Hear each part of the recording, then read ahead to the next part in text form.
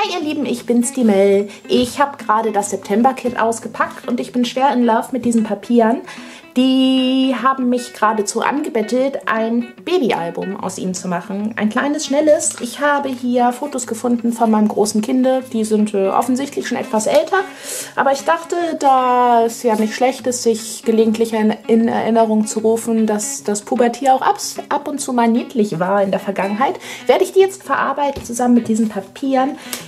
Im Kit ist ganz viel Schnickeldikram zum Dekorieren und hier so süße Stickerchen mit Sternchen und so. Ich finde, das passt super zum Babythema. Und was ich mir noch geschnappt habe, ist hier so Restpappe. Das ist was aus einer Verpackung war von Page Protectors, glaube ich, so zum Stabilisieren.